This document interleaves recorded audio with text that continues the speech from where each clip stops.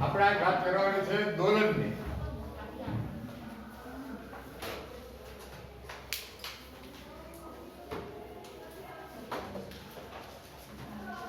દોલન છે એ ગતિનો પ્રકાર છે. આપણે અત્યારે ભણ્યા હતા ત્યારે લગી તમને ખબર છે એક સુરત ગતિ ભણ્યા હે ને કે એક સીધા રસ્તા પર કોઈ ગતિ કરતી હોય કાર તો એ સુરત ગતિ હતી. પછી આપણે પ્રકરણ 4 માં ભણ્યા હતા સમતલમાં ગતિ. કેવી? પ્રક્ષેપ ગતિ આમ જતું હોય આમ સમતલમાં ગતિ તો એ ગતિ હતી એ પ્રકારની. આજે આપણે ચર્ચા કરવાની દોલન ગતિ.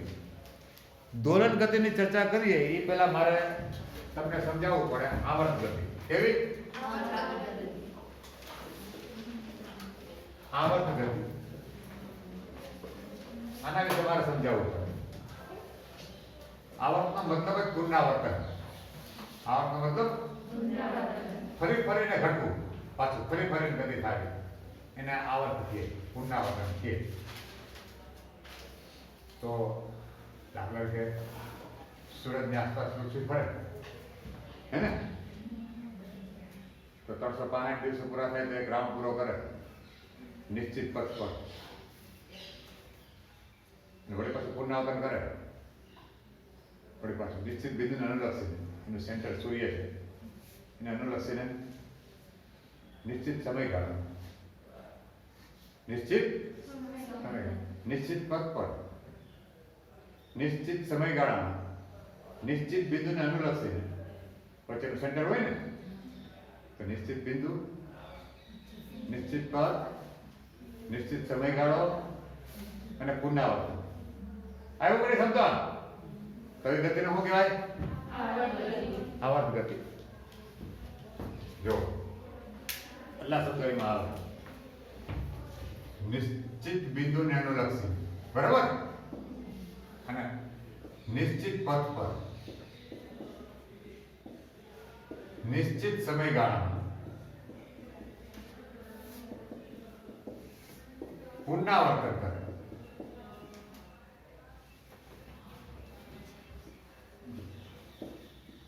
પુનરાવર્તન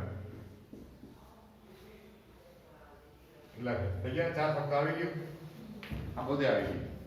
તો સુરતની આસપાસ પૃથ્વી ફરે તો સૂર્ય છે બરાબર પૃથ્વી તો નિશ્ચિત બિંદુ સૂર્ય એને અનુલક્ષી નિશ્ચિત પથ પર નિશ્ચિત સમયગાળો અહીંથી પાછું અહીંયા આવ્યા 365 ડિગ્રી થઈ જાય હે ને પાછું પુનરાવર્તન થાય પાછું 365 ડિગ્રી. તો આવી ગતિને શું કહેવાય? પદાર્થની નવી ગતિને આવર્ત ગતિ કહે છે. જો પદાર્થ નિશ્ચિત બિંદુને અનુલક્ષીને નિશ્ચિત પથ પર નિશ્ચિત સમયગાળામાં ગતિનું પુનરાવર્તન કરતો હોય તો આવા પદાર્થની ગતિને આવર્ત ગતિ કહે છે.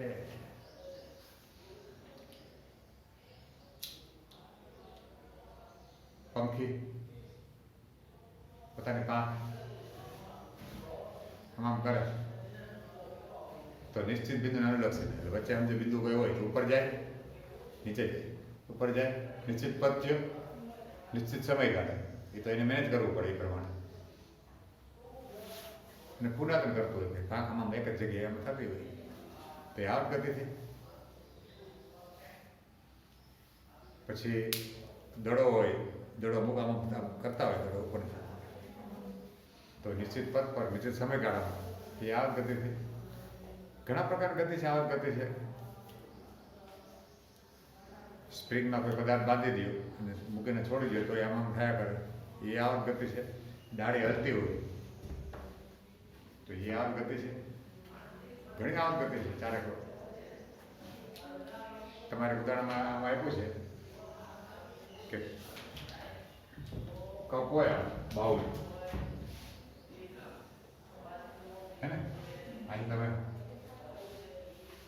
કોઈ લખોટી અથવા કોઈ દડો મૂકી દો તો અહીંથી આમ આવે હે આમ થયા કરે કે નહીં અંદર તો એ આવર્ત ગતિ છે. આમ જાય પાછા આમ આવે આમ જાય એક નિશ્ચિત પથ પર નિશ્ચિત સમયગાળામાં ગતિને શું કરે?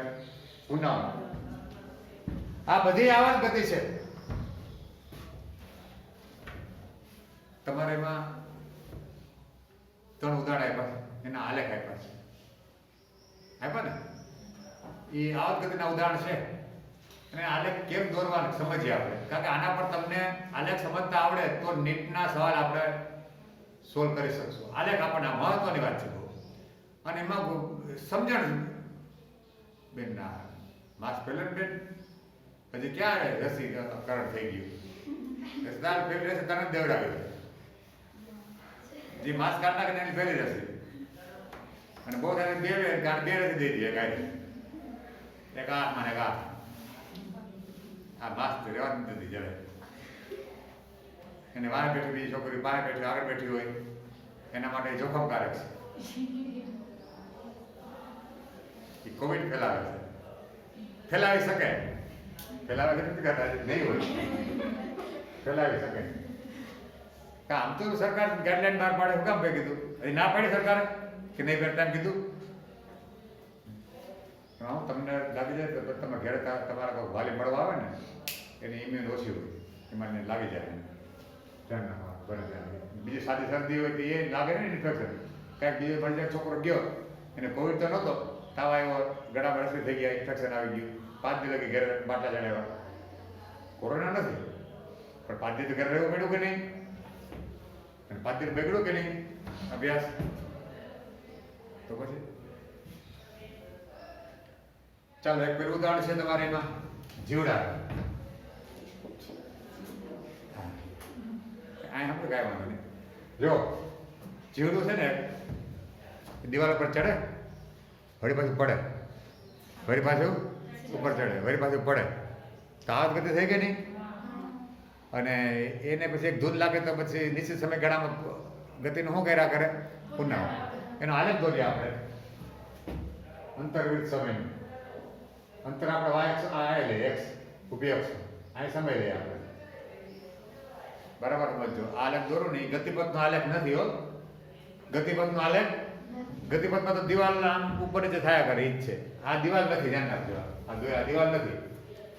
ઘણા સાહેબ આ જંતુ ઉપર ચડાય છે નહીં, એવું નથી. સમય જાય એટલે બીજું આમ ખસશે, અને ઉપર જાય એટલે આમ ને બે ના સમય આખો આલેખ આમ ખસે. આ અંતર્વિરુદ્ધ સમયનો આલેખ છે, ગતિપથનો આલેખ નથી. જ્યાં કોઈ એક અક્ષ સમય આવતી હોય ને, અક્ષ તેમાં સમય એટલે એ આલેખ ગતિપથનો આલેખ ન હોય. એ આપણે સમજવાનું હોય. હું કહેવા માંગુ આમ કહેવા માંગે જંતુ નીચેથી ઉપર જાય અંતર વધે કે નહીં, અને સમય જાય કે નહીં, તો સમય ગયો આમ અને અંતરે ગયું. દાખલા કે અમુક સેકન્ડ ગઈ તો એ આટલું અધર ચડ્યું, આટલી સેકન્ડ અધર અહીંયા, પછી અમુક સેકન્ડ જાય પાછું અધર ચડ્યું અહીંયા આવ્યું, અમુક સેકન્ડ ગઈ પાછું અધર ચડ્યું અહીંયા આવ્યું, દિવાલ ઉપર અહીંયા આવ્યું. એટલે આમ ચડે દિવાલ ઉપર આમ જાય છે, પણ મારા આલેખના બિંદુ તો આમ આવે ને, એટલે સમય જાય જ ના. અમુક સેકન્ડે આટલું ઉપર હતું, હા, અમુક સેકન્ડ વધી તો આટલું અધર ગયું, પછી આટલું અધર ગયું, પછી આટલું અધર ગયું. ખ્યાલ કરતા કરતા અમુક સમય મહત્તમ માય પહોંચ્યું, દિવાલ ઉપર અમુક અંતરે પહોંચ્યું, એને ફરી બધું પડ્યું. ચડતા તો વાર લાગે કે નહીં, તો સમય ગાળો ગયો જા, હે ને આટલો સમય ગયો. ડેન્જર વાળો છે તો આલેખ નથી. ખ્યાલ તમારે જાણકારી મળે તો આટલો સમય ગાળો ગયો. પછી પડતા વાર લાગે, ફક્ત નીચે પડે ને, અને નીચે પડે અંતર ઘટે, અંતર ઘટ્યું. પણ જો આ સમયગાળો ઓછો થયો કે નહીં, કદાચ આમ સમય પડતા બહુ વાર લાગે, ચડતા વાર લાગે એટલો સમય ગયો. આ બિંદુ પડતા આ દિવાલની ઊંચાઈ છે એટલી, એટલે આ લગી આટલું જે અંતર છે એ દિવાલની મહત્તમ ઊંચાઈ. ઓકે, ત્યાં લગી ચડી શકે ત્યાં લગી પોતે પછી પડી જાય.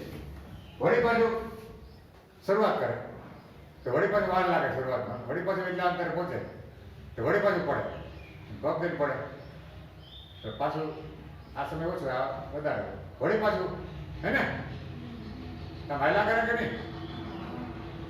જ્યારે બીજું કોઈ તો કુદરતી કે મગજ તો હોય ને કે અટકી જવું જોઈએ ને, કે ને આપણે ભાઈ બોલો કોણ ઝાડુ બાંધે કેટલી વાર પડે ને પાછું ઉદાહરણ દે ને કે માણસે પોતાનું કાર્ય ચાલુ રાખવું જોઈએ. કરોડ એમ દે કોનું દે, હા. તો આ રીતે એ ગતિનું પુનરાવર્તન કરે. જો આ ચોક્કસ સમયગાળામાં જો, નીચે સમયગાળામાં જો આ આલેખ જો, એના જેવો આલેખ છે કે નહીં, એના જેવો આલેખ છે કે નહીં, તો ગતિનું શું થયું? ચોક્કસ સમયગાળામાં ગતિનું પુનરાવર્તન થયું. આ ચોક્કસ સમયગાળો થયો. હું એને કેપિટલ ટી કહું છું. શું કહું? આ ચોક્કસ સેમ સમયગાળો હોય. ગતિનું પુનરાવર્તન થાય. એક આ ઉદાહરણ છે. પછી એક બાળક છે નાનકડું, હે ને, એનું ઉદાહરણ છે આ ટી અક્ષ ઉપર અંતર. ભાઈ બાળક છે નીચે ઊભું છે, પછી આમ થોડીક વાર ઊભું રહી અને શું થાય? પાછું ચડી જાય પગ ઉપર, અંતર વધ્યું ઉપર. બરાબર, થોડીક વાર ઊભું એટલી ઘડી તો અંતર કાંઈ ન હોય ને. જેટલી ઘડી ઊભું એટલી ઘડી તો 0 અંતર કહેવાય, ઉપર ગયું જ નથી. પછી થતે પગ બધા લઈ ચડી જાય અંતર વધ્યું. પણ ચડવામાં થોડોક સમય જાય કે નહીં? થોડોક સમય જાય.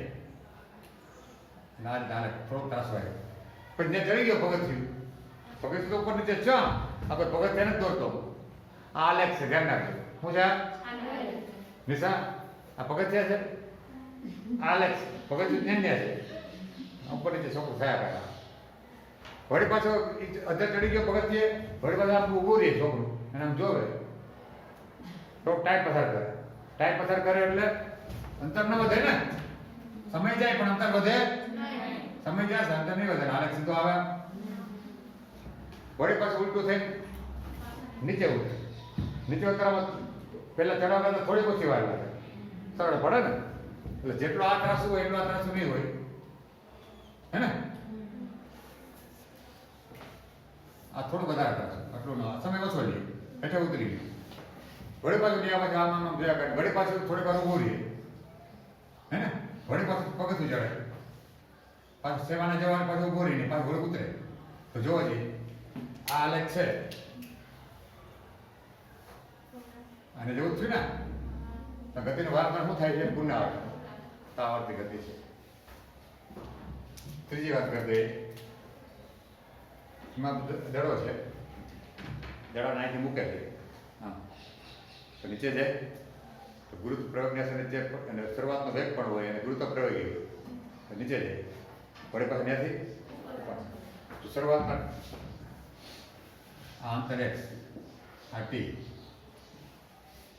તો શરૂઆતમાં દડો અહીંયા છે, t બરાબર 0 સમય હાથમાં છે દડો, હે ને? શરૂઆતમાં હાથમાં દડો છે, પછી મૂકી દે તો નીચે જાય. નીચે જાય એટલે એ રસ્તો સીધો આમ નથી બનતો, કારણ કે આના આપણી પાસે સૂત્ર છે. ગુરુત્વની અસરની જે ગતિના સૂત્ર આપણી પાસે છે. ખબર આવું સૂત્ર હોય, x બરાબર v0t વત્તા 1/2 at સ્કેલ. બરાબર? એમાં v0 એટલે શરૂઆતનો વેગ છે અને g એટલે માઇનસ લેવાય ને. તો g કઈ તરફ હોય? હંમેશા નીચે તરફ. ઉપરની આપણે દિશા છે એ પ્લસ લીધી, નીચે દિશા આપણે, તો g હંમેશા નીચે તરફ હોય, ખેંચાણ એટલે માઇનસ લીધો. અને g નું મૂલ્ય 9.8 અને t સ્ક્વેર. તો જ્યારે ઉપરથી નીચે જાય ત્યારે વેગ પણ નીચે છે. આમ ધક્કો મારે તો અને કાંઈ મુક્ત બદલ કરી દે, મૂકી દે ખાલી દડાને, તો v0 0 થાય. શરૂઆતનો વેગ શું થાય? પણ મૂકે નહીં અને આમ આમ ઘા કરે તો શરૂઆતનો વેગ છે અને નીચે તરફ છે એટલે આ માઇનસ પદ આવે. આ તો માઇનસ છે એટલે સરવાળો થાય. બરાબર?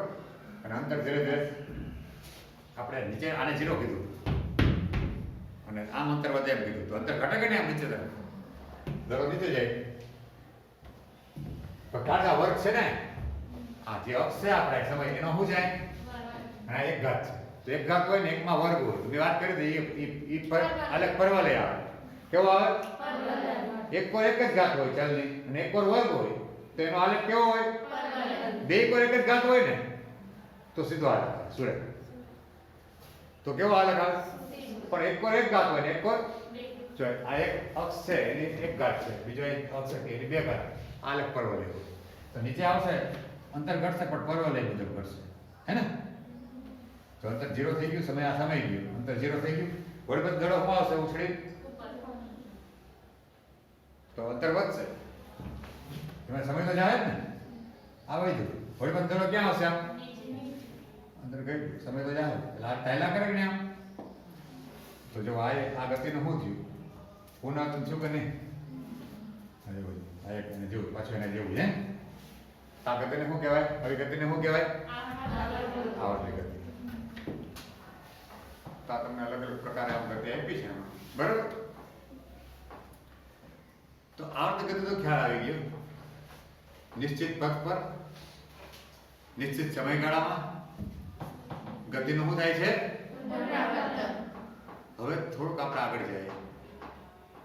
આવર્ત ગતિનો એક પ્રકાર છે, એને કહેવાય દોલન ગતિ. શું કહે છે? દોલન ગતિ.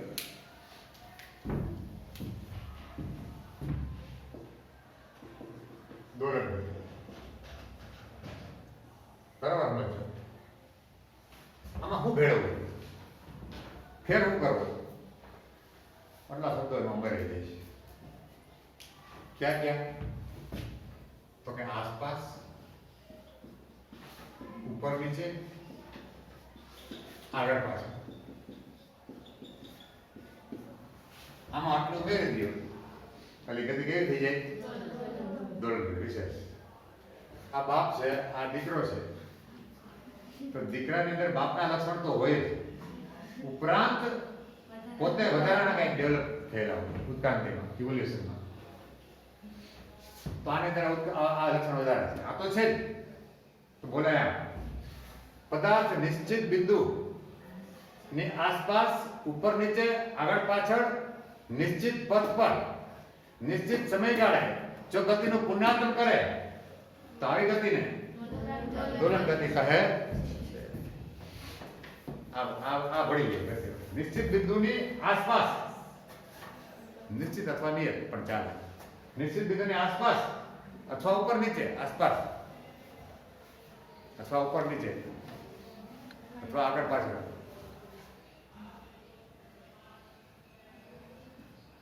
હા, ગતિનું નિશ્ચિત સમયગાળામાં, હે ને, નિશ્ચિત બિંદુની આસપાસ, ઉપર નીચે, આગળ પાછળ, નિશ્ચિત પથ પર, નિશ્ચિત સમયગાળામાં જો ગતિનું પુનરાવર્તન કરે તો આવા પદાર્થની ગતિને દોલન ગતિ કહેવામાં આવે છે.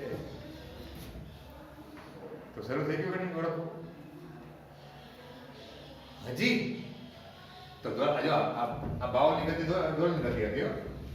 જો અહીંથી આમ જાય, આની આસપાસ, હે, આ કોઈ નિયત બિંદુ હોય તો એની આસપાસ થયો, અથવા નિયત બિંદુમાં આમ લઈ લો, અહીંયા આવે છે, અહીંયા વચ્ચે થયું કે નહીં?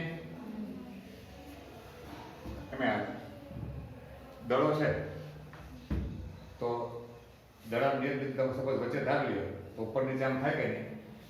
તો નિયત બિંદુ ધારી શકાય, પણ સમતોલન બિંદુ છે પછી એ અલગ વસ્તુ છે.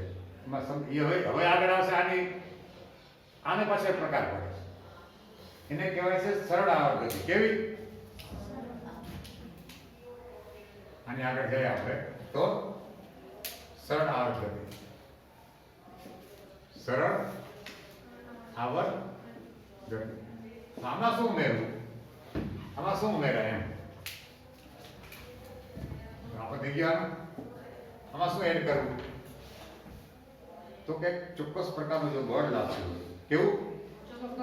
અને બળ છે સ્થળાંતરના સમપ્રમાણમાં હોય અને સ્થળાંતરની વિરુદ્ધ હોય. સ્થળાંતરના ખાસ કરીને પુનઃસ્થાપક બળ. કેવું? સ્થળાંતરના સમપ્રમાણમાં હોય અને સ્થળાંતરની વિરુદ્ધ હોય. જો આવું થતું હોય એમાં એક પ્લસ, તો એ ગતિને, એવી દોલન ગતિને સરળ આવર્ત ગતિ કહેવામાં આવે છે. પુનઃસ્થાપક બળ એ કેવું બળ? પુનઃસ્થાપક બળ F એ સ્થળાંતરના સમપ્રમાણમાં, સ્થળાંતર એટલે x, અને એનાથી વિરુદ્ધ દિશામાં એટલે આગળ માઇનસ. તમને ઉદાહરણ દો, ખ્યાલ આવે. સ્પ્રિંગ હોય, સ્પ્રિંગ મેં એકદમ લીસી સપાટી છે, કોઈ એક છેડે સ્પ્રિંગ બાંધી અહીંયા નામે સ્પ્રિંગ છે આમ, અને આ પદાર્થ બાંધ્યો. ઓકે, તો સ્પ્રિંગ છે એ પોતાની મૂળ સ્થિતિમાં છે અત્યારે. મૂળ સ્થિતિમાં એટલે નથી ખેંચાયેલી, નથી દબાયેલી. તો અત્યારે જ્યાં છે એને સમતોલન બિંદુ કહેવાય. શું કહેવાય? સમતોલન બિંદુ. હવે એને અહીંથી ખેંચીએ, હા તરફ ખેંચ્યું એટલે મેં આમ આ બિંદુ સમતોલન ને x બરાબર 0, x બરાબર અહીંથી ખેંચવું તો સ્થળાંતર થયું. તો થોડુંક ખેંચ્યું તો સ્પ્રિંગ આમ બળ મારે કે નહીં ઊંધું આમ, તો થોડુંક ખેંચ્યું તો થોડુંક બળ મારે, વધારે ખેંચ્યું તો હજી વધારે ખેંચ્યું વધારે ખેંચે આમ, તો સ્થાનાંતર વધવાથી વધ્યું કે નહીં, તો સપ્રમાણ થયું કે નહીં.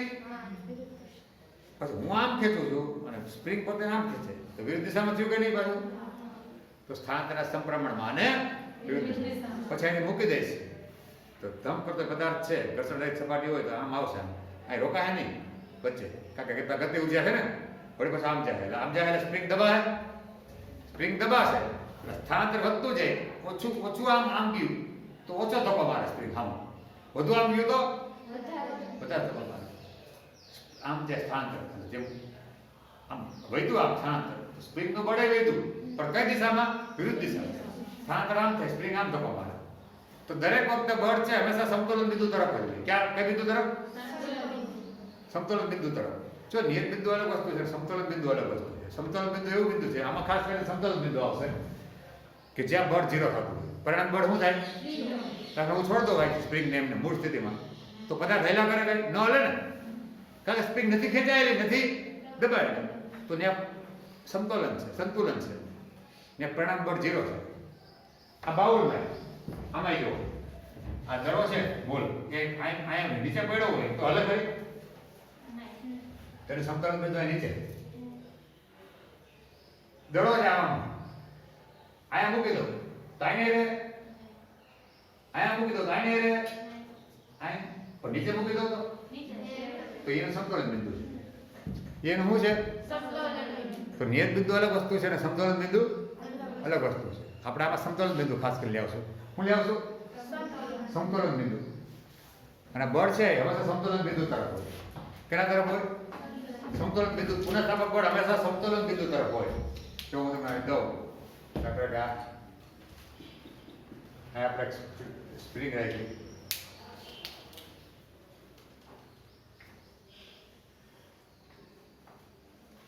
તો અત્યારે સમજો કે આ પદાર્થ છે અંદરનો હોય અને આ x બરાબર 0 છે ને.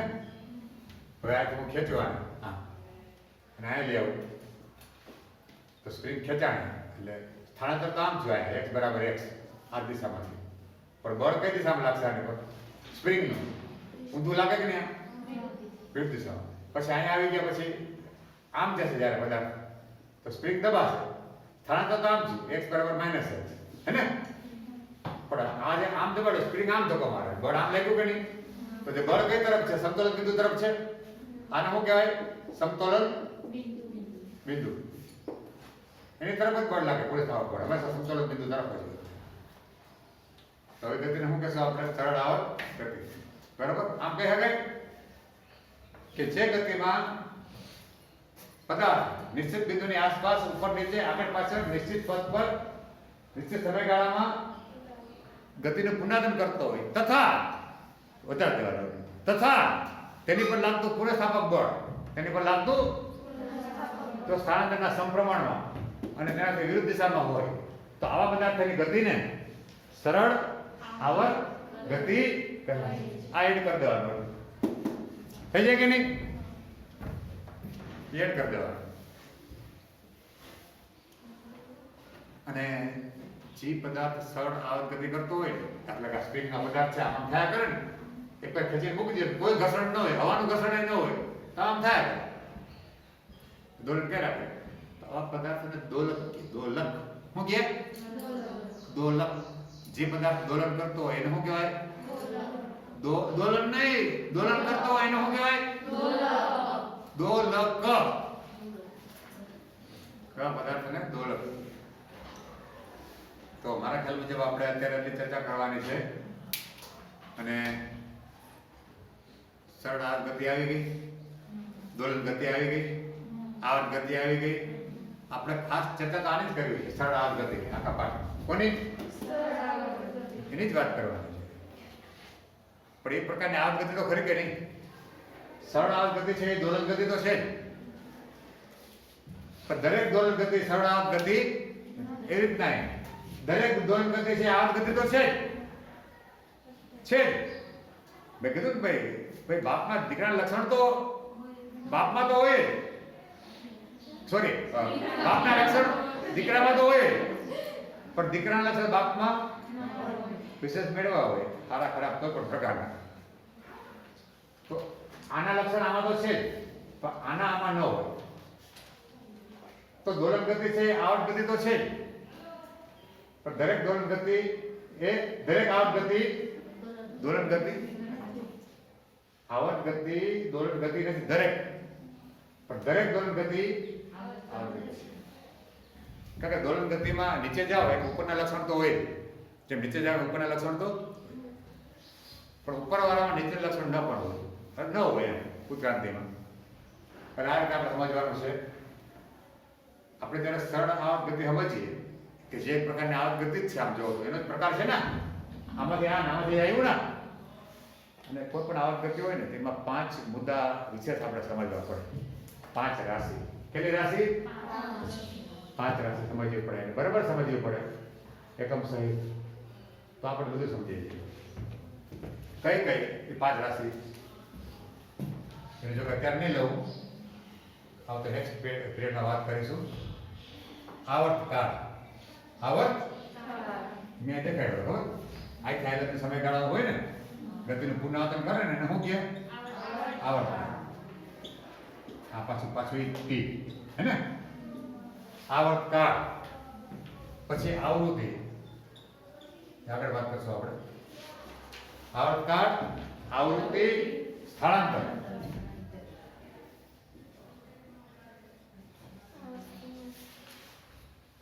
પછી કંપ વિસ્તાર. કયો કંપ વિસ્તાર મતલબ સમજો કે જીવડું ક્યાં લગે અંદર ગયું એ સમજે, આમ ક્યાં લગે ઉપર જાય. ડાળી આમ જોલે, ડાળી આમ થતી હોય તો ડાળી કેટલી અંદર જાય, કેટલી એ કંપ વિસ્તાર કહેવાય. પછી કળા, એ થોડી વધારે આપણે સમજશું. કળા એટલે 2 પદાર્થ હોય તો મહત્વ છે કે એક શરૂ થઈ ધ્રુજવાનું શરૂ કર્યું તો બીજાએ કેટલા સમય પછી શરૂ કર્યું અને ક્યારે શરૂ કર્યું એ સમયમાં હોય અને ખૂણામાં હોય. કળા ખાસ કરીને ખૂણામાં છે. કળા શેમાં છે? ખૂણામાં. એ હવે સમજશું બીજો. આ 5 આપણે સમજવા પડે, 5 રાશિને. એ આપણે અત્યારે આવતીકાલથી વાત કરશું, મતલબ નેક્સ્ટ પીરિયડથી. બીજો એક શબ્દ તમારે છે એમાં કે દોલન કોને કહેવાય, કંપન કોને કહેવાય. કંપન અને દોલન એના વચ્ચેનો ફરક શું? બેમાં દોલન ખરેખર તો 2 દોલન જ છે. જો ઓછી આવૃત્તિ હોય ને, ધ્રુજવાનું ઓછું હોય, 1 સેકન્ડમાં સમજો ઓછી વાર ધ્રુજતું હોય ને એને દોલન કહી શકાય. દાખલા કે ઝાડની ડાળી છે આમ થતી હોય દોલન કરે છે. પણ કોઈ ગિટાર હોય, સિતાર હોય કે કોઈ વાદ્ય હોય એનો તાર આપણે આમ છોડ દઈએ પકડી ખેંચી તો તાર ધ્રુજે ને 1 સેકન્ડમાં 300-400 વાર આમ. કેટલી વાર? 300. તો એ કંપન કહેવાય. શું કહેવાય? એને કંપન કહેવાય છે. આટલો ફેર, બહુ ફેર નથી. ઓછી વાર ધ્રુજે તો દોલન, વધુ વાર ધ્રુજે તો પર સેકન્ડ કંપન.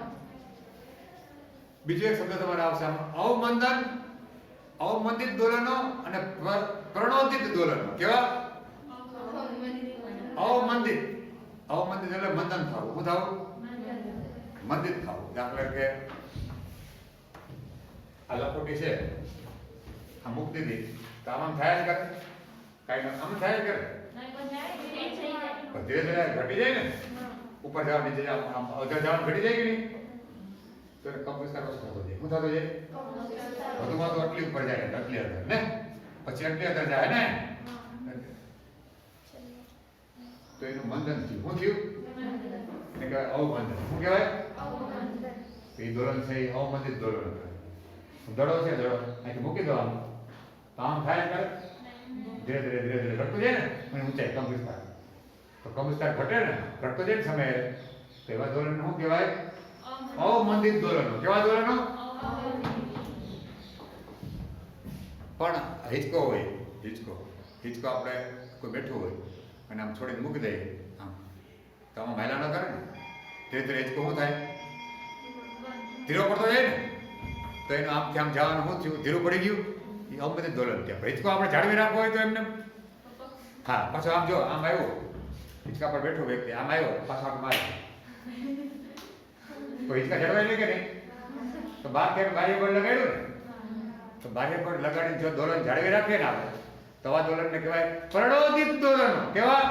પ્રણોદિત. કેવા? પ્રણોદિત દોલનો કહેવાય. તમારા વાંચવામાં આવશે એમાં. બાહ્ય પડ રાખીને જાળવી રાખવું દોલનો. જેટલું ઘટ્યું એટલું પાછું આપી દો. ઘટ્યું એટલું પાછું આપી દો. તો આ દોલનને શું કહેવાય? પ્રણોદિત દોલનો કહે. જો પાછું ના આપીએ તો ધીરે ધીરે થઈ જાય. તો આ દોલનને શું કહેવાય? અવમંદિત દોલન. અવમંદન થાય. બરાબર? દડો હોય, દડાને આમ માર્યા કરો તો જળવાઈ રહે ને, તો એ પ્રણોદિત દોલન થઈ જાય. ચલો ફરક સમજી લેજો. આમાં તમારા આ સરળ આમ ગતિ છે ને, એને આ લોકો બીજું ભાષા પણ કહે છે પ્રસ્વાદી ગતિ. કેવી? પ્રસ્વાદી. તો મુજાવું નહીં. ખ્યાલ આવ્યો કે નહીં? બે જ વાત છે. સરળ આમ ગતિ કયો કે પ્રસ્વાદી ગતિ કયો. ખ્યાલ આવ્યો? બહુ ફેર છે. હા.